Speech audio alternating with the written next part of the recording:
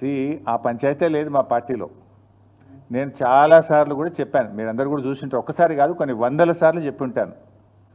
ఇవాళ కేసీఆర్ గారు మా పార్టీ అధ్యక్షుడు.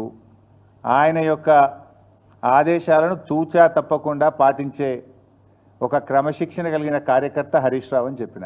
ఇది బహుశా వందల సభల్లో చెప్పిన, టీవీ డిస్కషన్స్లో చెప్పిన, ప్రెస్ మీట్లలో చెప్పిన, చిట్చాట్లో చెప్పిన, అనేక సందర్భాల్లో కూడా చెప్పిన. సో మీరు అన్నట్టు కేటీఆర్ గారికి నాయకత్వం అప్పచెప్తే స్వాగతిస్తాను. డెఫినెట్గా ఐ కోఆపరేట్.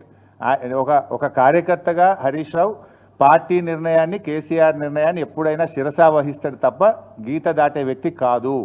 ఇది నా 25 ఏళ్ల రాజకీయ ప్రస్థానం చూపిస్తుంది. 25 ఏళ్ళ నుంచి నేను బీఆర్ఎస్ పార్టీలో ఉన్నాను. పార్టీ జెండా పుట్టుక నుంచి ఈ రోజు వరకు కేసీఆర్ గారి అడుగుజాడల్లో వారి సూచనలకు అనుగుణంగా పనిచేసేటువంటి ఒక కార్యకర్తగా హరీష్ రావు పనిచేసిండు, రేపు కూడా చేస్తాడు.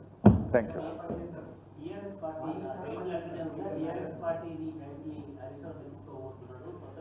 ఇవన్నీ చిల్లర ముచ్చట్లు బంద్ చేయాలి. ఇంత స్పష్టంగా కుండబద్దలు కొట్టినట్టు నేను మాట్లాడుతుంటే మీరు ఈ ప్రశ్నలు ఏందో నాకైతే అర్థమవుతలేదు.